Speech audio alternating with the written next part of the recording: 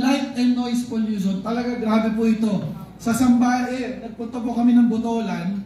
Pagka daw po nagde-dredging doon, kahit yung medyo malayong barangay na, dinig pa rin yung ingay. So imagine mo yung ingay. Totoo yun, dinig. Malayo ako doon, pero dinig. Yes po. Ganon din po yung reklamo ngayon ng mga kababayan natin sa Mamburao, na sa Occidental Mindoro, may nagde-dredging na rin po sa dagat nila doon. May decibel rating naman daw. Under health impact, may decibel rate. Yung tunog, yung ingay, within health ano pa rin, limit. Kaso hindi ka pa rin makatulog. Well, ang sinasabi sa decibel yung tunog. So yung pong mga, naalala ko yung sa San Felipe, yung isang naging problema, yung mga bata hindi makatulog, may pasok syempre. So apektado yung pag-aaral ng mga bata. Sige po, next po.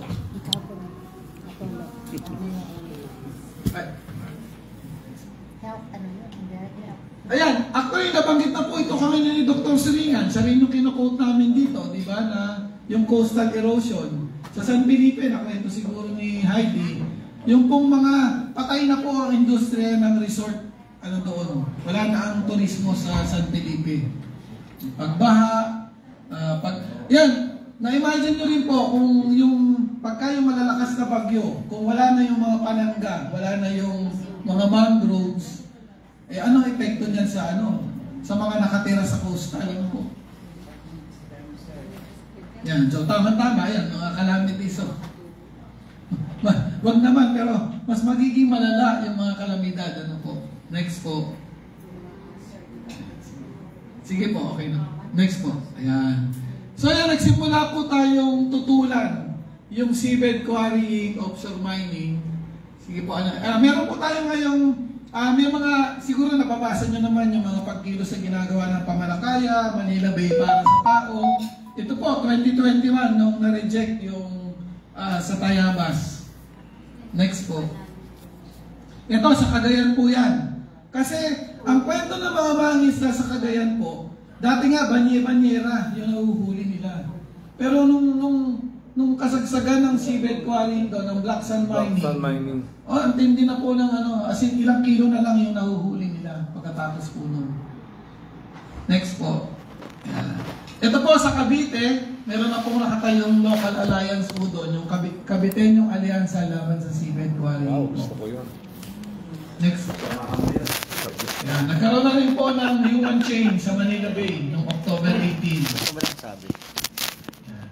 At nagkaroon na rin po ng isang national gathering. Yan po, taga Zambales po yung nagsasalita na yan. Kasama ni Heidi, si Ricky.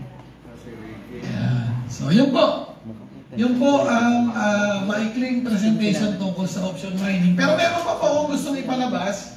Kasi po, ang offshore mining po, nabanggit ko kanina, connected din po siya sa sa deep sea mining. At pinag-uusapan na rin po siya sa international. Katunayan po, ang hinala natin, nagtataka kami bakit hindi makasimula ang offshore mining sa atin. Ang nangyayari lang, nag-a-apply lang na nag-a-apply yung mga kumpanya. Meron pa nga pong isang construction company, pangalan PCSC. Pag tinignan niyo po yung taga Batangas po na tayo may-ari nun. Ang dami niyang ina-apply na tenement ng offshore. So ang nangyayari po dyan, ang tawag po doon tenement banking. A-applyan mo lang. Para pagka nasa iyo yung permit, pag may pumasok na investor, siyempre, bebenta mo ngayon sa kanya, di ba? So ganun po yung Yan, kinalaman nito sa deep sea mining. Pagka po napayagan na ang deep sea mining sa international water, siyempre dadami na yung mga kumpanya. Di ba? So ngayon, marami na rin yung pwede mag-invest dito. Di ba? Na makaka-attract na ngayon ng at tamang teknolohiya para masimulan nila ang offshore mining sa ating bansa. So yun po yung inaabangan natin na huwag sanang mangyari. Ano po? Sige po, isa. Napapabuntong hininga po kayo. Ay, yung isa pa pong video. Maikling video lang po tungkol sa deep sea mining. Pahingi ng mga material. Ayan yan ako. Na kailangan natin mag-aaral nito. Opo, ayan. Gawin natin massive education. In dark, unmapped territories, out of human sight, is a world of wonder and mystery. It might seem like deep space, but it's right here on our planet, the deep sea. An environment less explored than the moon. It is essential for our climate, holds potential medical breakthroughs, and wildlife that science is only beginning to understand. Deep seabed mining is a new extractive industry that, if allowed, would destroy this delicate ecosystem we know so little about. Wiped out in a moment, simply to get minerals from more gadgets. We must say no to deep seabed mining, or we're in deep trouble.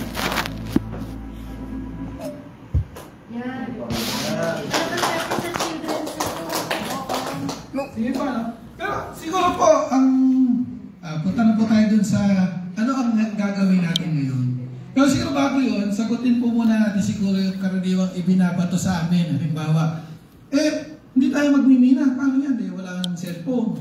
Paano yan? Walang mga laptop. Di ba? O, di tayo na magmina. Hindi ako totoo po yun. Hindi naman po, halimbawa kami po, Alyansa Tigil Mina, hindi ibig sabihin na absolutely ay ayaw namin ng mining. Diba? Pero wala po sa Pilipinas ang responsible mining eh. So, kaya po tayo ay may tinutulak na Alternative Minerals Management Bill. Ibig sabihin, kailangan mo na isang polisiya na yung ating mga likas na yaman ay gagamitin natin, pero tayo ang maunang makikinabang. Yes. At para umunlad ang ating bansa. Pangatlo, na hindi mo sisirain yung kalikasan at hindi mo rin i-violate yung karapatan ng mga komunidad na mag-desisyon din, sumama sa desisyon. Kaya po dun sa AMMB, bukod dun sa environmental protection, meron po dun provision na kapag ang isang lugar ay miminahin, kailangan may boses yung mga nakatira dun mismo na kung papayag ba sila o hindi. Ano po? Opo. Minerals Management Bill. AMMB po. Yun. So yung una, internal use muna. Opo. Dapat magamit natin yung mineral natin para sa ating industrialization, para umunlad yung ating ekonomiya. Hindi katulad ngayon, export lang tayo ng export. Diba? Hindi, walang value po. Napakababa ng value nung ini-export natin. Ibabalik sa atin, mahal na. Pero yung kasiraan ng kalikasan na tayo ang magdudusa. Ano po? May kumikita din po pero hindi na. Opo. Yung una, dapat tayo muna makinabang. Pangalawa, Dapat may partisipasyon ang mamamayan. Yung environmental protection. Marami po tayong, dun sa AMMB po, maraming no-go zones. Halimbawa, watershed. Siyempre, bawal. Yung mga, siyempre, mga key biodiversity areas, bawal dapat. Nakaano po yun dun sa AMMB. Ayan. So, yung mga small island system. Ngayon po, sino po, meron bang taga Manikani rito? Meron bang taga Humunhon? Diba? Kasi, ang liit-liit na ng isla eh. Miminahin mo pa, kalauna, lulubog yan. Diba? Sa Iloilo po, yung Pande Asukar. Wala na yung mga sandbar sa paligid. Yan po. So yun po yung pinupush natin. Sana magkatulong-tulong po tayo. At pang-apat, ang isa pa nga po, sana yung panawagan na moratorium. Alam niyo po, ang Pilipinas ay importante sa usapin ng deep sea mining kasi member tayo ng International Seabed Authority. So kung tayo mismo bilang miyembro noon at magsasalita na moratorium muna ang deep sea mining kasi nga hindi pa natin alam ang epekto niyan, ay posible nating ma-delay pa yung pagsisimula ng deep sea mining. Ano po? Yan. So sana makumbinsin. DFA po ang kailangan natin kumbinsin. Siyempre yung Malacanang, pero DFA kasi nga po international water po. Pagka po, ang isa pang problema natin dyan, sabi ng mga taga-MSI, dito sa bandang Ilocos Sur, ay di posibleng deep sea mining dyan. So pagka po may nag-apply din na company dyan, ayun, rin po tayo. Nagdideliga na rin po tayo. Ayun. So, yun po yung panawagan, moratorium. sa offshore mining. Kumbaga, kung sa international ay moratorium muna ng deep sea, gano'n na rin po yung offshore mining dito sa Pilipinas. So dapat ihinto muna, wag na mag-issue ng bagong kontrata, wag muna i-implement yung Mga dating na-apply. opo. Kasi imagine niyo, 2007, 2010 meron na pong mining contract ang dagat na offshore mining. Hindi pa lang nila masimulan. So, ano muna yan? Moratorium po muna. So, yun po yung panawagan natin sa offshore mining at saka sa deep sea. Ayun, baka po may tanong kayo? Si Larry, kanina ba yun? Ay, Si Larry kanina. nung last quarter meeting namin, Naging bisita natin yata yung DTI, DOE, and Climate Change Commission. I don't know. Hindi ko ma-remember yung mga agencies. Itinutulak ng DTI yung green economy. Ang lagi ko lang sinasabi sa kanila, itutulak niyo yung green economy, yung shift, yung mula from the traditional and conventional economy, papunta doon sa green economy, yung shift, yung gap nun, magkano ba? Naaral nyo na ba yan? Okay. Tapos sinasabi ng DTI, yung green economy will go also to green mining. Sabi ko, there is no such thing. Tapos ang DOE is pushing for the renewable energy, including green economy's renewable energy. Ang sabi ko sa kanya, alam mo ba yung solar panel mo, ang rare earth minerals dyan is selenium. At yan ay nakukuha lang sa China. So ano yung, bakit kayo nagtutulak nang hindi nyo naiintindihan yung itinutulak ninyong polisiya? At uulitin ko, yung last week na napuntahan ko, yung BMB Forum, nagtutulak sila ngayon ng nature-based solution. Isang overarching policy na kasama SUSDEP and all of that, papunta yung green economy and all of this. Pero may, sabi ko, tulak pa rin ng business sector yung ginagawa nyo, and they hate me for saying it. Ang problema kasi, kasama dyan yung BIPAR na tinatanong ko, inaurasan niyo ba ako, very good? Yes. We have a grant money coming from World Bank, yung Fish Core Project. Tinatanong ko yung BIPAR 4A, bakit nyo sinama sa FMA ang Cavite, isang katutak yung seabed quarrying dyan. And Batangas, kasama dun sa, hindi ko matanda ko, FMA 4 siya or FMA 6 eh. Tapos papunta dun sa Secure area na may FMA din. Pero yung Negros Oriental and Secure ay meron ding application ng seabed quarrying. Nagtataka lang ako, kailangan matanong to sa BIFAR, pakinote lang, pati sa EMB at sa DNR. Why are you getting money internationally tapos binabakbakan nyo naman nung mga ganitong efforts yung mga areas na hinihingan natin ng pera to protect and conserve fish cores. Ganyan eh. Meron pa silang dun sa loob ng fish core, may marlin nga eh. Yung modern and resistant to climate change intervention, livelihood intervention. So magsasayang tayo ng pera para doon. So, yan ang mga gusto kong ipag na tanong kasabay doon sa hinihingi ko sir sa BMB at saka sa BIFAR na coral assessment para banggain yung seabed quarrying. Kasi hanggang ngayon, wala pa tayong coral assessment, di ba? Pero yung ecosystem assessment natapos na natin eh. So yung coral assessment na lang ang wala. Ayan po yung mga, which I think ATM, sana lang talagang cash machine ka. I think ATM for bringing this up kasi kagabi pa kami nag-iisip ng konteksto doon sa itatanong.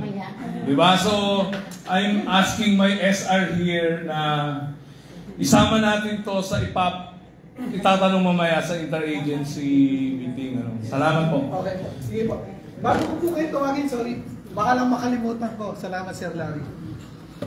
Yun, meron pa palang isang tayong gustong i-bring up. Yung po mga river dredging, ang ano po dyan ay yung ang nagmamandate po niyan ay yung Joint Memorandum Circular number 2019 po.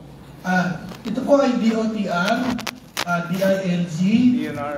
at saka DNR. Which is under, yung RIBCO na office ng DNR. Opo. So yan po ang nagagamit nila para po, kunwari ay river dredging pero black sand mining. Yeah. So 2019 pa po yun na nalabas.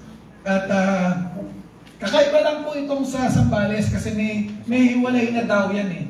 Na para i-clear yung tatlong river ng Zambales dahil nga nakuha ng mahal. Pero the rest, sa Mimaropa, meron po sa Mimaropa nga, sa Marinduque, dalawa. Yung Buwak River at saka Mugpog, gusto i-clear din. Eh kung naalala nyo yung Buwak, yun yung Marcaper incident eh. Oh, yun. So yun po, kailangan nating i-question yung joint, kasi nga po, kunwari, sabi nila, win-win solution. Suhukayin yung ilog, flood control, pero yung kumpanya na kukunin ay magmimina. Kasi nga, kung anong makuha nila dun sa ilog na yon at sa delta, kanila na. So in effect, mina yun. Kasi marami na tayong black sand sa malapit sa ilog eh. So, lugi rin tayo doon kasi po, dapat may tax yun eh. Diba? Kasi yung mga mining company, tinatax natin eh. So kung makakakuha sila ng black sand doon, wala na tax yun. Pakinabang na nila yun. Nasa agreement kasi yun na yung madedredge nila doon sa contractor na nag-dredge. Opo. At saka, para sa lahat, may nagtanong kahapon yun bang river dredging na taga Zambales, yun ba yung national project? Parang gano'n ang sabi niya. Ang sabi ko sa kanya, LGU initiated po yan. May plan ng river dredging, nakapart sa DNR, pero kailangan katukin sila ng munisipyo o ng governor, oy, kailangan na namin yan. So, tsaka nagre-release ng order yung RIBCO, no? Yung River Basin Office something. Nangyari din po yan sa Negros Occidental, sa EB Magalona. Yung may permit ng river dredging pero black sand mining. Isa pa pong hinihiling natin po, sumulat po ang mga NGO sa DNR kasi kung naalala nyo, nag-announce si Secretary Loizaga na mayroong cumulative assessment na gagawin sa lahat ng mga Manila Bay Reclamation Projects. Ito po in-announce niya last 2023 pa po, August. Ang problema hanggang ngayon, hindi pa po nilalabas ang resulta. Sabi po nila, sumulat na naman po tayo noong December last year, sabi nila tapos na raw. At alam nyo, UPMSI din, ang kinontrata pala nila para gumawa ng cumulative assessment. Ngayon, ang problema, at si Professor Siningan din. Kaya lang, siyempre, si Dr. Siningan, pumirma lang ng disclosure agreement. So, hindi natin pwede hingin sa kanya ngayon yung resulta. So, hindi nilalabas ng DNR. Pero nitong a few weeks ago po, medyo nagpatikim na si Secretary Loizaga. Ang sabi niya, basta sa pag-aaral ng MSI, may epekto talaga yung reclamation sa flooding. Kasi nga, hindi na ano man term niya? Naharangan yung mga floodway ng mga siyudad. Kaya kita nyo ngayon, ang bilis bumaha. Pangalawa, yung epekto sa kabuhayan ng mga mangingisda. Meron talaga. So, kinukonfirm niya batay sa pag-aaral ng MSI. Ang problema, ang sabi niya, hindi pa namin pwedeng i-release sa inyo yung study. Kasi kailangan muna i-clear sa Malacanang. Ayun. So hanggang ngayon wala, naghihintay pa rin po tayo. Yung study na yun, in relation also from yung origin ng Wala. Reclamation lang. Reclamation lang. Wala yung from where. Pati yung seabed quarrying dapat kasama. Pero yun hindi rin malinaw po. Yung seabed quarrying, they are not considering it as a public document, even the clearance and the mining. Hindi nila kino-consider na public document yan. Sorry, I'm doing some work for RIBCO. At saka may NDA ako. Lali, bakit? Una, sa business for ano? yung still developing it's still emerging, sabi nila, emerging technology.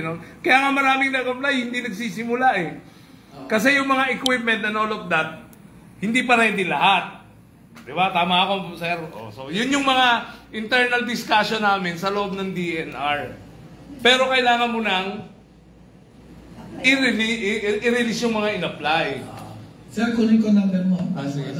Pero may NDA ako.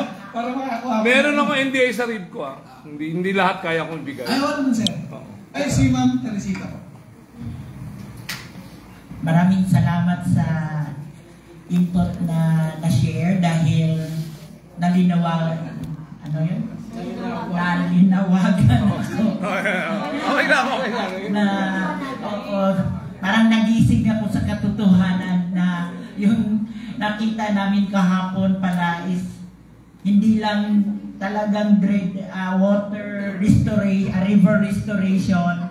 Dahil river restoration nandito tapos doon yung sucking ng sand.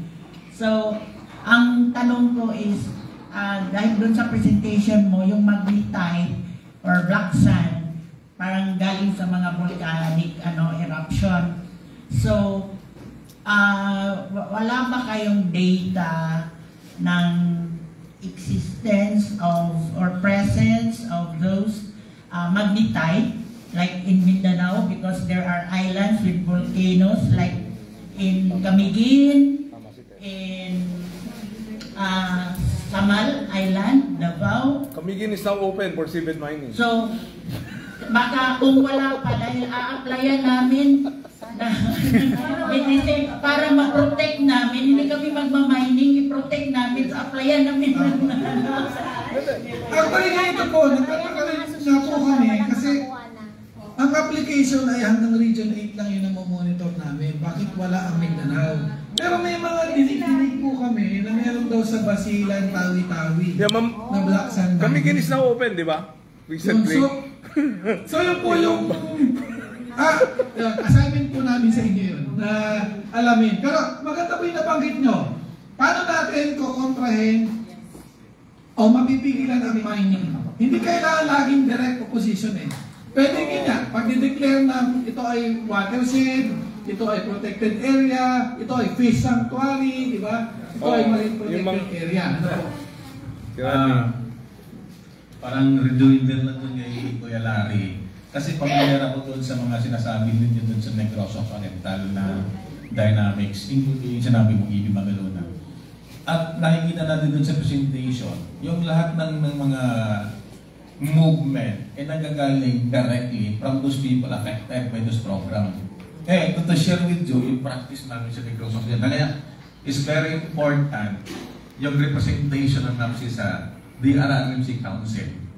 Kasi sa amin, doon kami dumadaan. Kasi ang DRRM, magkakaroon niya ng hazard assessment sa bawat LGU. No? At sa bawat LGU, meron tayong tinatawag natin Comprehensive Land Use Program. At ang CLUP natin, dapat risk-informed. Doon kami dumadaan sa assessment na yan. So ang tirada doon is not only yung concerned community, but involves the council plus agency. Kasi si DILG, nagkakandak yan ng SGLG assessment every LGU. And one of the bases is yung CLUP ninyo, which is risk-informed. So may boses, kaya nga yung sa Negros Occidental, hindi siya masyadong nag-prosper yung mga concept. Kasi pinipigilan hanggang provincial level. Through that process, hindi lang yung affected community. Kasi pag dinaan natin doon sa proseso ng council, including yung LCE, naiipit doon. Kaya careful siya na mag-sign doon sa mga agreement. Kasi titirahin siya ng council. Kaya kailangan i-present sa council yung kanyang proposal. Kaya yung mga, ito i-share ko lang kasi, yun yung ginagawa namin kasi sa Negros. No? Ngayon, ang isang problem, pinag-usapan natin yung renewable energy. Yung pinakamalaking solar plant sa buong Asia Pacific ay nasa Negros. Helios Solar. Nasa 300 hectares yun. Ngayon ang tanong, 300 hectares of agricultural land converted into a solar panel plant. Na? Kasi renewable energy yun eh. Iyan yung tinutulak natin. Ano ngayon ang nangyari doon sa 300 hectares? Yes. That's one. Pangalawa, based on our research, yung solar panel na yan, yung lifespan is 25 years. Pagkatapos ng 25 years, i-dispose mo yan. Ano bang manner of disposal? Kasi toxic material po na Residual waste yan. Oo. Residual waste. Plus, pag solar, mayroong baterya. No, kasi hindi yan didiretso sa power plant, i-store niyan sa baterya. Yung baterya niyan, how are we going to dispose that? Kasi sabi nila, yung baterya na yan will last only for 10 years. After that, yung efficiency niya, bumababa. So, kailangan nila i-replace yung one. Yan yung mga consequences natin dun sa renewable energy. Ngayon, si Negros Occidental mayroong geothermal din. Ano na process of harvesting geothermal, magkakaroon kayo ng exploration na tinatawag, which is pumapasok dun sa mga protected areas. Mount Canlaon protected areas na forest. Na? Exploration pa rin yun, hindi pa yun hindi pa yun geothermal na. May pera na sa exploration. So in the process of exploring ng renewable energy, meron na environmental impact doon. Ngayon ang pinag-uusapan, which is in the process, hydro. Kaya maraming opposition ngayon doon dumadaan sa CLUP. Kasi pag-build ng dam, magkakaroon din ng environmental impact yun. So yung tinatawag nating renewable energy, maganda, no? But try to consider the process, no, sa paggawa ng renewable energy. So yung mode namin para marinig yung boses ng mga maliit na mamayan is through the council. Importante ang posisyon ng council ng NAPSI doon sa Indian Council. Yun yung gratis namin. Sige ba? Dagdag ko lang po sa solar panel, hindi lang siya kakain sa land, sa conflict sa lupa, pati po sa tubig. Kasi kailangan linisin lagi para efficient yung pagkuha niya na Isa pa sir, yung vegetation, yung shrubs and all of this, papatayin ng para clear eh. Oo, papatayin siya. Tapos pag nilagay mo, hindi na lang siya makakatubo. Nagkaroon ng domino effect yun. Yes, yes. Tapos salamat din po, binanggit niyo yung LGU kasi tama po, no, pag sinabing land use plan, kasama na rin yung kung meron nasasakupang katubigan, di ba? Yung coastal area mismo, tsaka yung 15 kilometers po. Kasi ang 15 kilometers ay LGU, mandate ng LGU yun eh. At isa rin nga pwedeng protection ay yung kung aayusin natin yung coastal resource management plan ng ating mga komunidad. So yun yung pwedeng gawin.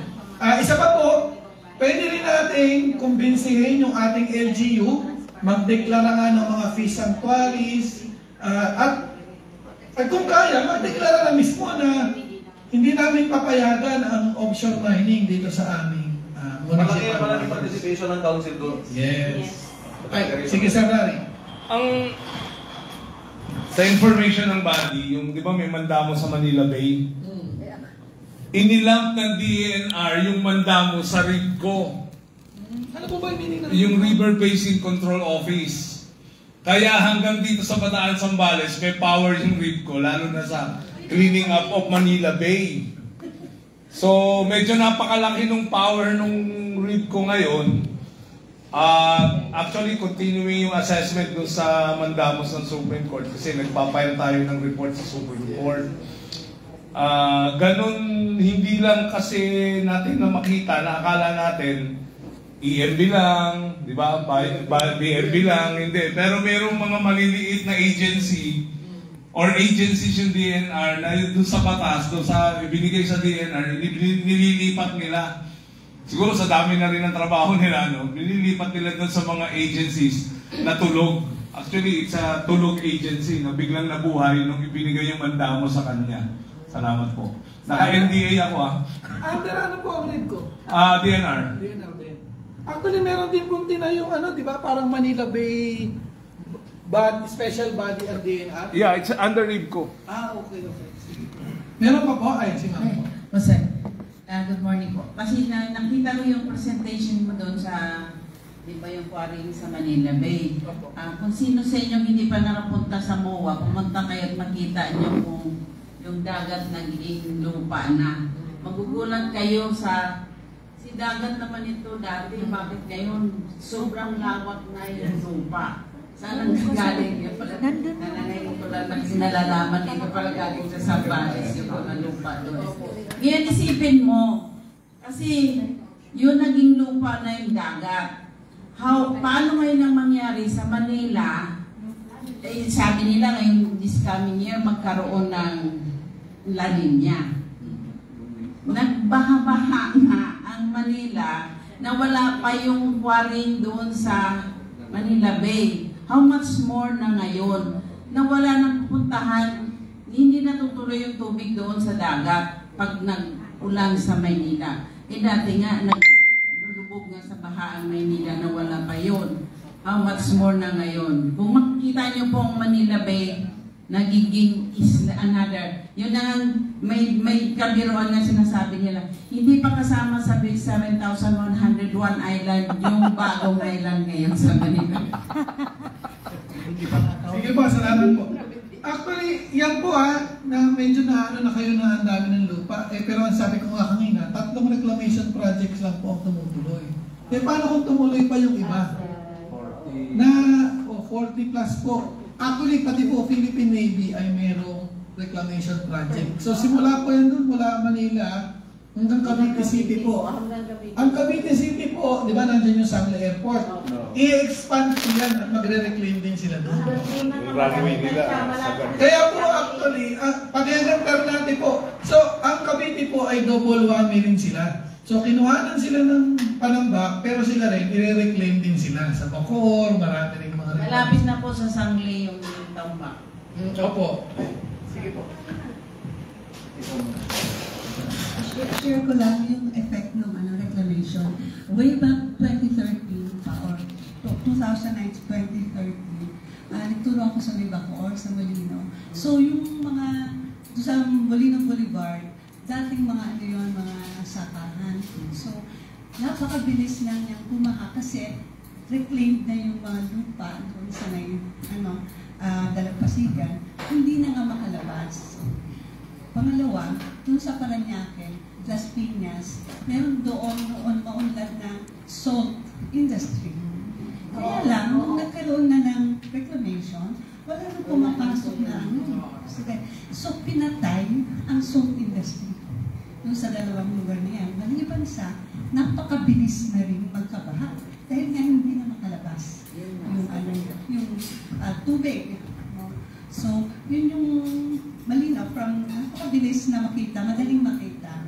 So, pangatlo, yung sa Taliktik, yung Aerotropolis sa Bulacan, yung pinalayas ng magsastamang isda.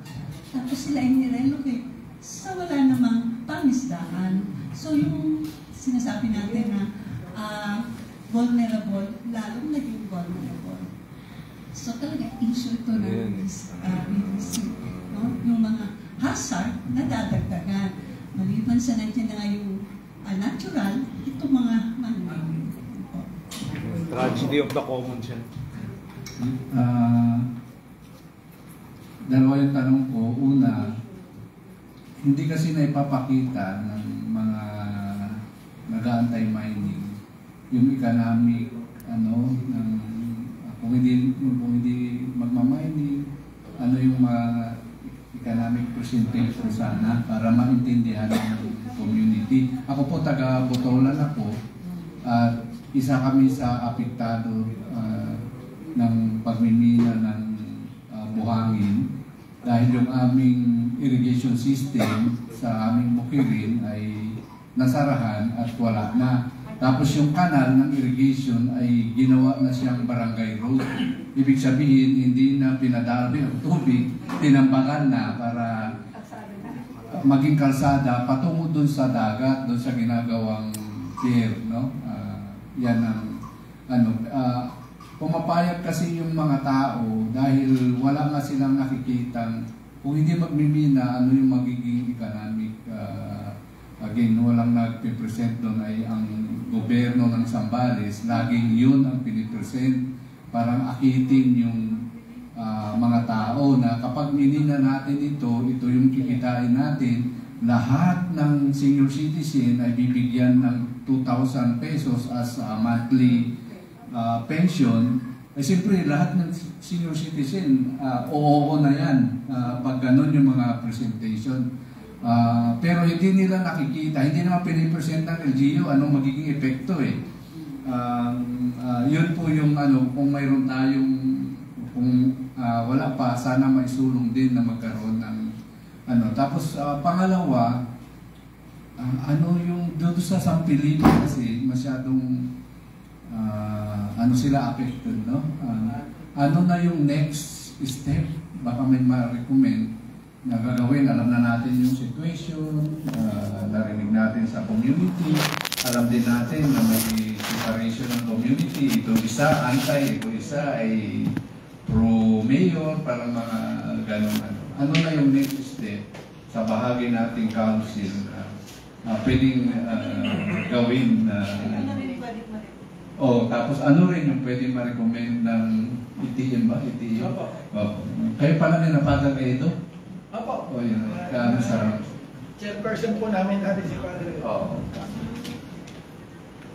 Sige po. Doon po sa economic impact, wala po akong per area. Kasi kailangan mo talagang aralin nyo ng malapitan eh. Pero sa national level po, ang contribution po ng mining ay wala pang 1% sa ating GDP. Pero ang sisirain niya ay 18 to 20% ng ating agriculture, ng ating fisheries. So yun po yung national figures. In terms of employment, wala rin pong 1%. 0.5% lang ang contribution ng mining sa pag-create ng trabaho po. Ano yan? Consistent po yan. Ilang taon na ganyan na napaka-minimal. Kasi nga po, yun, ine-export lang naman natin eh. Tapos sa simula, sa trabaho, ganun din na mag-i-employ ng local, pero pagka nagsimula na ang operasyon niyan, puro makina na yan at puro ano na ang ano. So, matitira na lang dyan yung mga nagme-maintain na engineer na ano. So, ganun po. So, yun po yung malungkot sa mining. Ngayon po, ginagawa ng gobyerno natin, kung alam niyo po na mayroong bagong pinasang batas, yung Mining Fiscal Regime Bill. Ang gusto po ng bill na to, mas dapat, nung una siyang dinraft, dapat mas malaki ang maging tax na babayaran ng mining company. Pangalawa, ang problema po kasi ngayon, yung LGU na host ng mining, hindi nakikinabang. Maliit po ang nakukuha niyang share dun sa tax ng mining company. Pero, sila ang nag-aano ng burden, di ba? Alam niyo kung saan mas malaki nagbabayad? Kung nasaan yung head office ng mining company, na marami ay nasa Makati, nasa BGC, nasa Quezon City. Di ba? So, yun po yung, yun po yung problema sa taxation ng mining ngayon sa atin. Bukod din doon, meron din pong, yung pong batas na yun, ayaw ng mining to. Kasi binabawal na doon ang pag-export ng raw ore. Yung pong dapat i-process muna natin para mas tumaas yung value. So ang ano po nila doon, dapat magkaroon tayo ng smeltering plant para po yung ore ay ma-process. At ang problema naman po doon, hindi rin siya feasible sa atin kasi yung usapin ng energy supply, hindi rin consistent. Pangalawa, pag naglagay ka ng smeltering plant dyan, ibig sabihin dapat tuloy-tuloy mo yung i-feed ng mineral. So, more mining ang kailangan mo. So, dami rin sisirain mo. So, pero Indonesia, ganyan po ang ginawa. Kasi marami rin silang mineral, binawal nila ang pag-export ng raw ore po. Ayun. Doon po sa Zambales, sa San Felipe, ang kailangan gawin po doon ay ma-revoke yung DAW 2013, yun yung nag-aano yung sa pag-clear ng 3 rivers. Pati nga po yung JMC, kailangan natin ma-question yung binabanggit ko na Joint Memorandum Circular sa river dredging. Tapos, ang alam ko po sila Miss Heidi, meron ng, hindi na sapat kina Miss Heidi nga kasi yung nireklamo nila yung sa EMB, yung 7 seabed quarrying company doon, yung quarrying companies, na pinagmulta lang ng EMB, hindi naman kinancel yung permit nila eh. So ang gusto nila yung mangyari, dadalhin na nila sa court yung kaso para talagang mapawalang bisa na yung mga permit at saka yung mismong DAW. Ano po? So yun po yung doon po sa mga existing na mga operations po, yun yung kailangan natin gawin. Pero balikan ko muna yung cost-benefit analysis. No? Kasi nga po, binigyan mo ng 2,000 yung mga tao para lang pumayag na, magbigay ng consent. Pero yun nga, sana mapaliwanag natin sa kanila na ano ba ang halaga ng pinagpapalit nyo? Gaano ba kahalaga ang isang puno, ang isang bahura, ang coral reef na sisirain ng mining? Kaya meron po tayo ngayong bagong batas, yung PENCAS Law. Philippine Environment Natural Accounting System Law, PENCAS po. Hindi ko masyadong kahit yung kabok. Opo, kumbaga parang bibigyan mo ng economic value yung pong isang environmental resource. Pero hindi mo siya binibigyan ng value para ibenta. Pero para makita mo na ito yung nawawala sa atin pag pinayagan natin yung mining. Meron pong ginawang ganyan na pag-aaral, hindi ko alam kung sa Negros o sa Iloilo na parang kinumpute nila magkano mawawala sa local economy ng LGU kung papayagan nila yung quarrying sa kanila. So nakita ko na malaki talaga, billion ang diferensya. At long term talaga. Kumbaga, yung 2,000, 5,000, magkano lang, kahit kung bigay pa ng ilang milyon yung LG, yung kumpanya. Pero yung pakinabang natin sa nature, di ba? May tawag po dyan ano tawag doon? Nakalimutan ko yung may service po na binibigay ang nature. Sa kalusugan natin, sa pagkain, sa pangangalaga sa pag-regulate ng climate, yun po yung kailangan makita ng ating pamahalaan na bago kayo pumayag sa mga ganyang proyekto, magawa muna tayo ng cost-benefit analysis. At kailangan po natin ng technical know-how dyan. Kaya, yan. Lalo na yun, sa dagat yan, sa bundok. Isa rin siguro na magagawa. Huwag talagang iboto yung mga Ayan, sige po. Puntahan natin yung... sige po.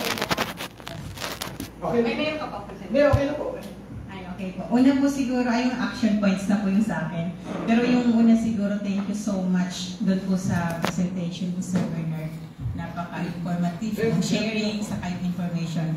Ako personally, di po ako, magkulang yung kaalaman ko dito, so na-raise yung awareness ko po dito. So yung una po siguro para sa action point ay mahinig kami nung presentation kasi sa loob ng mga organization natin pwede natin mag-start tayo doon sa mga partner communities natin para mas ma-raise yung awareness kasi kung ano ganitong nangyayari at least may kasama tayo sa laban na to. Then pangalawa po sa part natin siguro sa council ay ano yung pwede natin may tulong doon sa sinusulong din yung bill, yung Alternative Minerals Management Bill. So magandang aralin din po namin tapos magbigay din kami ng posisyon or resolution comments, feedback din po sa bill. Then aaralin din namin yung bagong batas na sinabi nyo. Ngayon lang namin narinig to ako personally. Ngayon ko lang narinig. So yun lang po siguro yung para po sa action point. So, salamat po. Hindi lang po presentation, pati mga data. Meron po kaming hawak na data, ilan ang reclamation project na application, pati po yung mga mining applications. Nandun naman po yun sa MGB, kaya lang, kailangan mong isa-isahin kasi magulo yung kanilang parang sinasadya ata para hindi maano ng mga tao. Ayan, so, sige po. Yung po, kung meron din po sana, alam ko, kayo po ay may mga areas din, may mga communities din, baka yun, yung pagpapakalat po ng impormasyon, at saka po yung ating pakikipagtrabaho din sa LGU. Napakalaki po ng, alam niyo po sa LGU, marami naman pong LGU nakakampi tayo. Ang problema, kahit sila walang magawa. Kasi ang sasabihin sa kanila, tatakutin sila ng national, sasabihin, hindi na kayo makakaangal kasi national lang may gusto. Hindi po totoo yun. Hindi ibig sabihin na parang sunod-sunuran lang ang LGU sa national. Kailangan lang manindigan ng LGU at i-reason out niya at magpakita siya ng datos na pag pinilit niya yung proyekto na yan dito, ay mas maraming masisira, mas lugi kami, yung ekonomiya namin, yung pangisdaan namin ay mawawasak po. So yun po. kailangan natin ng mga kaalyado din sa LGU. Sige po, ma'am. Ay, sir, hindi ko nabanggit nung nagsabi ako ba. Kasi ako ay minsan nakaupo sa PDRRMC. Ngayon naisip ko nga, sa next nga council meeting, eh gusto kong erase ito. Ano kaya mas ma-advise mo nga sasabihin ko doon sa council tungkol ito sa Cavite nga dredging? Pwede niyo po sa kanilang ipakita yung mga position papers at yung meron po kasi kami yung ginawang mga FGD, diba, sa Cavite City. At sinasabi po ng mga tao doon, at yung binanggit nyo rin po sa Bacoor, nung magsimula yung dredging sa kanila, ramdam na nila talaga yung pagbaha. Yung pagbaha at saka po yung epekto Pagbuhayan mismo ng mga tsaka po yung pagbuhayan sa mga mayang isda. Ayun po.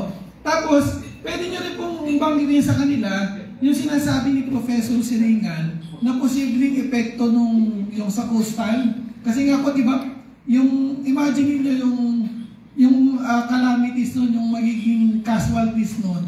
Sa totoo lang po, hindi ko alam kung narinig nyo na, sir, Barangay Cora. Yes. Mahigit 100 bahay na po yung nasira dahil sa coastal erosion. At nirelocate na rin po sila, pero inilayo rin sila sa dagat. So yun po yung problema. So, yun po yung pwede nating banggitin sa kanila na yung kasiraan na kung matutuloy-tuloy pa yung mga mining na to at yung epekto dun sa paglala ng kalamidad po. Imagine niyo kung yung mga bagyo na malalakas at yung mga pagbaha ay magtutuloy, lalala pa po yan kapag ka nagtuloy-tuloy yung mga proyekto po na ito. Yun po. Pwede po ako magbigay ng mga, meron po kami ginawang briefing paper na mas detalyado po. Ibigay ko na lang po sa Kasi hindi ko pa, sa ilang beses na ako nag-attend doon sa PDR, never pa na-mention about yung dredging ng sa Cavite. Wala pang nag-mention sa lahat ng agencies kasi doon. During sa meeting kasi ng PDRMO, lahat ng mga department ng Cavite ay nandoon sa meeting. Pero never pa na-mention about yung dredging nila. Pero kung PDR po nga yan, pwede po natin siguro banggitin nga na... Ay kasi nga yung effect noon sa environment. Yes po. Saka yung mga affected ng mga families pagdating ng panahon. Opo, yung real danger ng paglala ng mga kalamidad dahil kung magtutuloy-tuloy yung mga extractive activities po na ito. Yun po yung pwede natin i-ano. Tapos, data. Maganda po tayo ng data. River dredging, ilang mga komunidad yung apektado niyan. Mula Negros, Mimaropa, hanggang Cagayan po. Ayun. Sige po, meron pa po. Ay, si Jose. Siguro lang, parang maikli doon sa mga posibleng next steps, parang doon kay CMMD. So, uli yung mga data na pwede, no? Pero, not necessarily yung mga data ngayon. Baka later on, pwede natin pag-usapan yung long term. Hindi lang yung nangyari na ngayon. Siyempre, pasalamat kami sa presence mo. Alam ko marami kang mga iba't ibang sinamahan na, no? Bukod yung nagkasama tayo sa YS. Hindi pa na matagal yun, eh, no? So yung level nung karanasan mo dun sa yung binuo natin yung YS Alliance na iba't ibang poll blocks, iba't ibang interest. Baka ito makatulong din yung gano'n.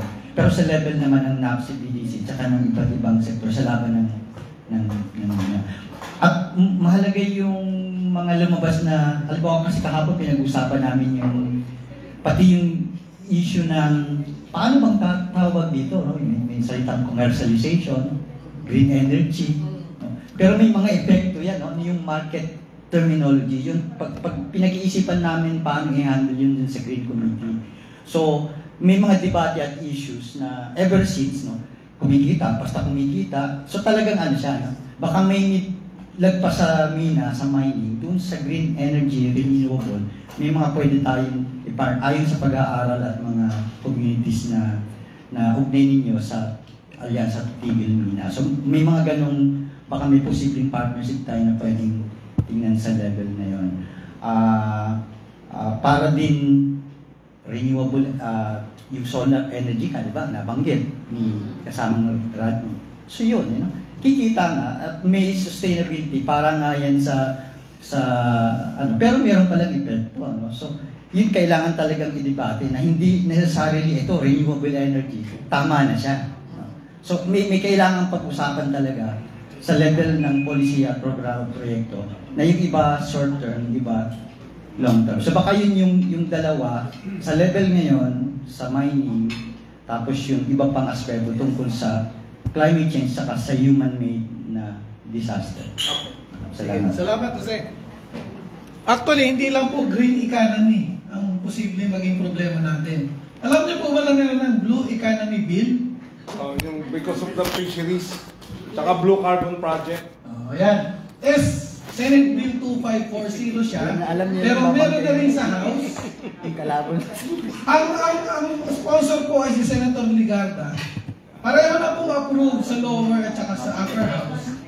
Blue economy, ito po yung pag-maximize ng ating karagatan para daw sa economic development. Okay? So ang sinasabi ng Blue economy, puprotektahan natin ang karagatan, ang ating marine biodiversity, pero kailangan din natin siyang i-harness para sa ating kaunlaran. Doon ang nakakatakot. Di ba? Kasi sa karanasan natin, laging sinasabi protect, pero pag pumasok ang economic development at yung interest ng market at ng mga private companies, mas naging matimbang yun. So, babantayan po natin kasi priority bill din po ito. Actually, kinulang lang ng oras, ibabaycam na dapat nila at magiging batas na ang Blue Economy. Tinutulak ng Biodiversity Management Bureau yung dalawang project.